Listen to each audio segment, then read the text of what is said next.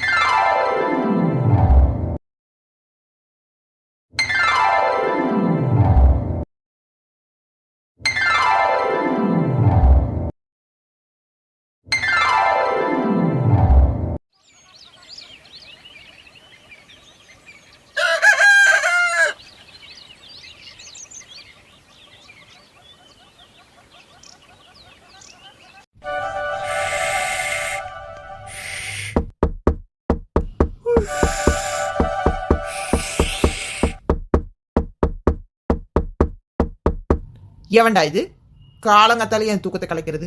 இவனுங்களுக்கு வேற வேலையே இல்லை. இந்த அரண்மனைக்கு வந்தாலும் வந்தேன், காலங்கத்தாலே ஏதாவது ஒரு அலப்பறையை கூப்பிட்டுறாங்க. இதான் வாரேன்.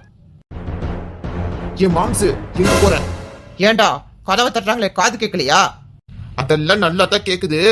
தலையில மாட்ட வேண்டியதெல்லாம் மாட்டிட்டியா? தாடியெல்லாம் ஒட்டிட்டியா? அச்சோ, நல்ல வேலை ஆகுறா நீ ஞாபகப்படுத்தின. இல்லைன்னா 50 பேர் என்ன கூடி கும்மி அடிச்சிருப்பானுங்க. போறேன். இப்போ ஓகே தானடா ஆகுறா? ஓகேதான். போ போய் யாருன்னு பாரு மாம்சு. இதனால தான்டா நீ ஹீரோவா இருக்க, நான் காமெடினா இருக்க. நல்ல நேரத்துல ஞாபகப்படுத்தின. இதா போறேன், இரு. யார் இது கதவை தட்டுறது? திறந்துதான் இருக்கு, உள்ள வாங்க. யாருப்பா நீயே காலங்கதலைய வந்து தூக்கத்தை கெடுத்துக்கிட்டு இருக்க? ஐயா நல்லா இருக்கீங்களா ஐயா? ஐயாப்பா தம்பி, தூங்கிட்டு இருக்கவனை எழுப்பி நல்லா இருக்கீங்களான்னு கேக்குறியே, என் மேல அம்புட்டு பாசமா உனக்கு? அது இல்லைங்க ஐயா, எனக்கு உங்ககிட்ட இருந்து ஒரு மருந்து வேணும். நேத்து நைட்டே கேட்கலாம்னுதே நினைச்சேன். நீங்க வெளியிலயே வரலையா, அதனாலதான் காலம்பரையே வந்துவிட்டேன். என்கிட்டயே தான் மருந்து வாங்கி சாப்பிடணுமா? ஆமாங்க ஐயா, உங்ககிட்ட தான் வாங்கணும். நம்ம சமயக்காரர் சொன்னாரு, ரொம்ப நாளா தொண்டையெல்லாம் கசப்பா இருந்துச்சு, வேலையா கொடுத்த மருந்துலத்தே சரியா போயிடுச்சும்னு. அத உங்களை தேடி வந்தேன். இந்த உலகம் நம்மள வைத்தியன்னே நம்பிடுச்சு போல. சரி சமாளிப்போம். சரிப்பா சொல்லு தம்பி, நான் என்ன செய்யணும்? உனக்கு இப்ப உடம்புக்கு என்ன பண்ணுது? ஐயா, ரொம்ப நாளாவே எனக்கு வயிற்றுல ஒரே பிரச்சனைங்க ஐயா. அப்பப்ப கடம்படான்னு சத்தம் கேட்டுக்கிட்டே இருக்கும். அதுக்கு அப்ப பக்கத்துல இருக்கிறவங்க எல்லாம் என்ன ஒரு மாதிரி பார்த்துட்டு மூக்க பொத்திட்டு போயிருவாங்க ஐயா. அப்பெல்லாம் எனக்கு ஒரே அசிங்கமா இருக்கும் ஐயா. அந்த சத்தம் கீழே இருந்து வரல, என் வயிற்றுக்குள்ள இருந்து வருதுன்னு அவங்க கிட்ட போய் விவரிச்சா ஐயா சொல்ல முடியும்? சரி, இப்போ உன் கவலை என்ன தம்பி? சத்தம் வயிற்றுல இருந்து வருதே, கீழே வரலனா அதை வேணா கீழே வர மாதிரி பண்ணிட்டுமா? ஐயோ, எனக்கு அந்த சத்தமே வரக்கூடாதுங்கய்யா. வயிற்று பிரச்சனை தீர்ந்து எல்லாமே சுமூகமா ஆயிரணும், எந்த சத்தமும் கேட்கக்கூடாது. அதுதான் எனக்கு வேணும். காலங்கத்தால உசுரை போட்டு வாங்குறானே. சரி விடு, 4 முட்டாயை தூக்கி கொடுக்கலாம்னு பார்த்தா இந்த அகர பையன் வேற இது வாயை வச்சுக்கிட்டான். எவனாவது முட்டாயை கண்டுபிடிச்சா உன்னை பொழந்து கட்டுவா மாம்சுன்னு சாபம் வேற விட்டுப்பிட்டான். இவன் வேற கருணாக்கு. யோசிக்கணும். ஏப்பா, இங்க பக்கத்துல ஏதாச்சும் காடுகண்ணி ஏதாவது இருக்கா? ஏங்க ஐயா, அது கொஞ்சம் மூலிகை செடியெல்லாம் புடுங்கணும், அதுக்கு இதே. நம்ம அரண்மனைக்கு பின்னாடி இருக்கிற தோட்டத்திலேயே நிறைய செடி வளர்ந்துருக்குங்க ஐயா. அதுல உங்களுக்கு தேவையானது ஏதாவது கிடைக்குமான்னு பாக்குறீங்களா? சரி, அங்க போய் பார்த்துட்டு சொல்றேன், வா போகலாம். யாரு பெத்த பிள்ளையோ, இன்னைக்கு இவன் கதை முடிஞ்சிச்சு. மாம்சு என்னத்தை புடுங்கி கொடுக்க போறாருன்னே தெரியல. நாம கொஞ்ச நேரம் ரெஸ்ட் எடுப்போம். வாங்கய்யா வாங்கய்யா. எங்கப்பா பறிக்கணும்? இதாங்க ஐயா நம்ம அரண்மனையோட பெரிய மூலிகை தோட்டம். இங்க உங்களுக்கு என்னெல்லாம் தேவையோ அதெல்லாம் பறிச்சுக்கிடுங்க.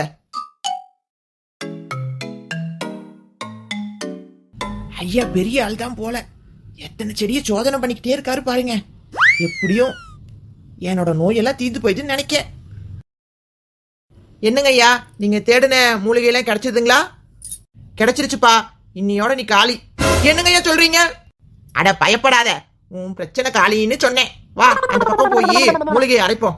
நல்ல வேலை, நான் பயந்தே போயிட்டேன். இந்தாப்பா, உனக்கான மருந்து ரெடி ஆயிடுச்சு. இத அப்படியே கண்ணை மூடிட்டு கிழக்க பார்த்து முழுங்கு. கொடுங்க ஐயா. இன்னும் கொஞ்சம் சாறு இருக்கே. ஏப்பா தம்பி, இப்படிக்கா கொஞ்சம் பாடு. சரிங்க ஐயா. ஐயா, எனக்கு ஒரு சந்தேகம். சந்தேகம் தானே, கேளு. ஐயா, வாயில ஊத்துனீங்க சரி, அப்புறம் எதுக்கு காதலையும் ஊத்துனீங்க? யாருக்கு தெரியும், மிச்சம் இருந்துச்சு, ஓட்டை இருக்கிற இடத்துல பிழிஞ்சு விடலாம்னு விட்டுட்டேன். என்னது? அட ஒண்ணும் இல்லப்பா, 2 காது வெளியே போற நரம்புல ஒண்ணு டைரக்டா வயிற்றுல போய் ஜாயின் ஆகும் பாத்துக்க. அதுல போய் மருந்து விட்டோம்னா உனக்கு பிரச்சனை இருக்கிற இடத்துல கூட அந்த மருந்து போய் விழுகலாம்ல, அதனாலத்தே. இந்த ஐயா பெரிய மருத்துவர் தான் போல, நரம்புல ஊசி போட்டு பார்த்திருக்கோம். இவர் மருந்தே கொடுக்குறாரே நரம்புக்கு, மகான் தான் போல. ஐயா, எனக்கு மட்டும் இந்த பிரச்சனை தீந்துச்சு, உங்களுக்கு என்ன வேணுமோ கேளுங்க, வாங்கி தரணுங்க. தர்றதுக்கு நீ இருக்கணும்னு கடவுள்கிட்ட வேண்டிக்கிறேன். கடவுள் உன்னை காப்பாற்றுவாருங்க. சரி சரி, இப்போ நானே என் ரூமுக்கு போய் கிளம்புதேன். என்ன மாம்சு, இந்நேரத்துக்கு எங்க போயிட்டு வர? அட அதை ஏன் கேட்கறடாகரா, வைத்தியர் வேஷம் போட்டாலும் போட்டேன், வயிறு வலிக்கு மாத்திரை வேணும், பல்லு வலிக்கு மாத்திரை வேணும்னு வருஷ கட்டி வந்து நிக்கிறானுங்கடா. அதுவும் நானே தான் கொடுக்கணும்னு ஒருத்தன் அடம் முடிச்சு கூட்டிட்டு போனேன்டா. ஓ, முட்டாய் எடுத்து 4 கொடுத்துருப்பேன் அதானே? அதான் இல்ல, பின்னாடியே தோட்டத்துக்கு போய் 4 மூலிகை செடி எடுத்து சாறு புழிஞ்சு கொடுத்துட்டு வந்திருக்கேன். என்ன அது, மூலிகை செடியா? அது எப்படி இருக்கும்னா அது உனக்கு தெரியுமா மாமா? யாருக்கு தெரியும், 4 டிசைன்ல 4 இலைய புடுங்கிவிட்டேன், அதை அரைச்சி அவன் வாயிலையும் காதுலயும் ஊத்திட்டு வந்திருக்கேன். அட மாமா, ஏதாவது ஆகிட்ட போகுது. அதெல்லாம் தின்னு தின்னு நல்ல எருமை மாடி மாதிரித்தான் வளர்ந்து கிடக்கான். அந்த பாடி எதையும் தாங்கும், நீ கவலைப்படாத மாப்ள. பாரு மாப்ள, 1000 பேத்த கொண்டத அரை வைத்தியம், நானும் வைத்தியன்னு ப்ரூவ் பண்ண வேணாமா? அதான் இப்ப இருந்து கவுண்டர் ஸ்டார்ட் பண்ணிருக்கேன் பாத்துக்க. பாத்து மாம்சே, சித்தப்பனை கண்டுபிடிக்க வந்த இடத்துல கொலை கேஸ்ல உள்ள போயிட போறோம். நீ போறது மட்டும் இல்லாம என்னையும் சேர்த்து இழுத்துக்கிட்டு போயிருவாங்க. உனக்கு என்னப்பா, நீ எவ்வளவு பெரிய ஆளு, வேஷத்திலயும் இந்த வீட்டு மருமகன், நெஜத்திலயும் இந்த வீட்டு மருமகனாக போற. அரண்மனையோட மாப்பிளைய அவ்வளவு ஈஸியா இழுத்துட்டு போயிட முடியுமா என்ன? நீ மட்டும் என்ன சித்தப்பு, வஜ்ரவேல் பசுபதியோட மச்சின, உன் மேல யாராவது கை வச்சிட முடியுமா என்ன? ஆமாடா, 2 பேர் இருந்த நம்ம குடும்ப பெருமையை மாத்தி மாத்தி பேசிக்கணும். ஆமா, அந்த எஸ்டேட்டுக்கு போகணும்னு செந்தாமரை கிட்ட சொன்னீங்க, அந்த ஆளு என்ன இன்னுமா பதில் சொல்லல? ஆமா மாமா, 2 நாள்ல சொல்றேன்னு சொன்னா, அப்படி இன்னைக்கு அதை பத்தி கேட்டுடுறேன். ஆமாடா, சீக்கிரம் கேட்டு சட்டுப்புட்டுன்னு வந்த வேலையை முடிக்க பாப்போம். இல்லாட்டி இந்த அரண்மனை வைத்தியனா என்னை போஸ்டிங் கொடுத்து இங்கேயே உட்கார வச்சிட போறானுங்க. உனக்கு அந்த நினைப்பு வேற இருக்கா? பின்ன இல்லாமலா இருக்கு, எல்லாம் படிக்கணும்னு ஆசைப்பட்ட டாக்டர் படிப்பு தானே, இருந்துட்டு போகட்டும். சரி சரி, போய் வேலையை பார்க்கலாம் வா மாமா. அண்ணே, எஸ்டேட் போறத பத்தி எதுவுமே சொல்ல மாட்டீங்க? அட ஆமாப்பா, நாளைக்கு காலையில நீ கிளம்பி போ. நீ அங்க இல்லைன்னு எஸ்டேட்டை யாருமே கவனிக்கல, அதான் லீஸுக்கு விட்டுருக்கோம். அந்த வீட்லயும் வேலையாள் மட்டும்தான் தங்கியிருக்காங்க. நீ வாரேன்னு சொன்ன 2 நாள் கழிச்சு அனுப்ப சொன்னதுனாலதான் கம்முன்னு இருந்துட்டேன். சரிண்ணே, அப்ப நாங்க நாளைக்கு தேவையானதெல்லாம் எடுத்து வச்சுட்டு கிளம்புதோம். அங்க போ, உனக்கு இருக்கு. அம்மா, நாளைக்கு காலையில தான் நாங்க கிளம்புதோம். அங்க ஏதாவது பிரச்சனை இருக்கும்னு என் மனசுக்கு படுதுமா, அதனால நான் மட்டும் போறேன். மாமா இங்கனே இருக்கட்டும், பாத்துக்குங்க. எனக்கு ஏதாவது பிரச்சனைனாலும் மாமாவை எங்க வீட்டுக்கு நல்லபடியா அனுப்பி வச்சிருக்கமா.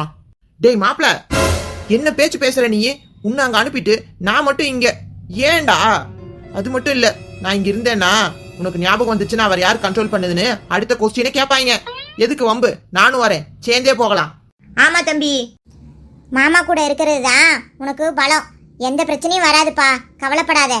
எல்லா நேரமும் கடவுள் கெட்டவங்களுக்கு மட்டுமே உதவி செய்ய மாட்டாரு, நல்லது பண்றவங்களுக்கும் கை கொடுப்பாரு. கவலைப்படாம போயிட்டு வாப்பா. சரிங்கம்மா. ஏன் மாம்சு, இன்னைக்கு ஃபுல்லா இந்த மோகனா புள்ள கண்ணிலேயே படலையே, என்னாச்சு? மாப்ள, அந்த பிள்ளைக்கு சந்தேகம் வந்துருச்சுன்னு நினைக்கேன், அதான் குழப்பத்துல இருக்கு போல. சரி விடு மாமா, அவ குழப்பத்திலேயே இருக்கட்டும். தெளிவா யோசிச்சா ஏதாச்சும் கேள்வி கேட்டு நம்மள சாவடிப்பா. ஐயா, என்னம்மா காலையில இருந்து உன்னை இந்த பக்கம் ஆளையே காணோம்? அதை ஏன் கேக்குறீங்க ஐயா? வீரா மாமா தான் எனக்கு பேச்சு துணைக்கு யாரும் இல்ல, பகல் முழுக்க என் கூடவே இருக்கணும்னு அது கூடவே உட்கார வச்சுக்கிச்சு. மாமா, அடிச்சு போட்டு அவன் அடங்க மாட்டேங்கிறானே, பேசாம குன்று வா. டேய் நீச்சத்து சும்மா இருடா. சரிம்மா, அதுக்கு ஏன் ஒரு மாதிரி இருக்கீங்க? வீரையா எதுவும் திட்டாரா? ஆமாங்க ஐயா, இனிமே நான் தீரா மாமா ரூமுக்கு வரக்கூடாது, அவர் கூட பேசக்கூடாதுன்னு பயங்கரமா திட்டுச்சு. நாளையில இருந்து நீ பேசணும்னு நினைச்சாலும் அவர் இருக்க மாட்டாருன்னு சொல்லுச்சு. அது ஒண்ணும் இல்ல மோகனம்மா, நாளைக்கு உங்க அத்தையும் இவரும் கடைசியா போன அந்த எஸ்டேட்டுக்கு போறோம். அதைத்தான் அப்படி சொல்லியிருப்பாங்க. எனக்கு அப்படி தோணலைங்க ஐயா. நான் பேசுறதுனால தீரா மாமாவை ஏதாவது பண்ணிடுவாங்களோன்னு எனக்கு பயமா இருக்கு. இத்தனை நாள் கழிச்சு அவரை பார்த்த சந்தோஷத்துல தான் இருக்கேன். இதே எல்லா ஞாபகம் இருக்கிற என்னோட பழைய தீரா மாமாவா இருந்தா அவர் கையை பிடிச்சிக்கிட்டு வா மாமா உன் குடும்பத்தோடயே நம்ம போயிடலாம்னு அங்கே கூட்டிட்டு போயிருப்பேன். என் மாமாவுக்கு எதுவுமே தெரிய மாட்டேங்குது. இவங்கள நினைச்சாலும் பயமா இருக்கு. போலீஸ்க்கு பயந்துட்டு கல்யாணத்தை 3 மாசம் தள்ளி போட்டிருக்காங்க. எப்படியும் அதுக்கப்புறம் வீரா மாமா என்ன கல்யாணம் பண்ணிக்கும். நான் இங்கே காலம் முழுசும் அடிமையா இருக்க வேண்டியதுதான். கவலைப்படாத மோனா குட்டி, நீ அந்த அகரனோட பொண்டாட்டி. அது யாராலையும் மாத்த முடியாது. தைரியமா இரு, கொஞ்ச நாள் தான், எல்லாம் சரியாயிரும். எனக்கு ஞாபகம் வருதோ இல்லையோ, உன்னை அகரனோட சேர்த்து வைக்க வேண்டியது என்னோட பொறுப்புமா. இத சொல்றது என் தீரா மாமாவா அகர மாமாவான்னு தெரியல. ஆனா கேட்கும் போது ரொம்ப சந்தோஷமா இருக்கு. நான் வாழ்ந்தாலும் செத்தாலும் அகரனோட பொண்டாட்டியா தான் இருப்பேன். நான் காத்திருக்கேன் மாமா. அதே போல அந்த வீரா கையால தாலி எரிச்சுனா கண்டிப்பா அடுத்த நிமிஷம் என்னோட உயிர் உடம்புல இருக்காது மாமா. நான் கிளம்புறேன். பாத்தியா மாமா, அந்த வீர பையன் மோகனக்குட்டி எவ்வளவு பயமுறுத்தி வச்சிருக்கான்னு. அவனை நான் சும்மாவே விட மாட்டேன். கண்டிப்பா மாப்பிள, அவனை என் கையாலே 4 முத்துனாதான் என் வெறி தீரும். ஊருக்கு போயிட்டு வந்து பேசிக்கிடுவோம். விடு.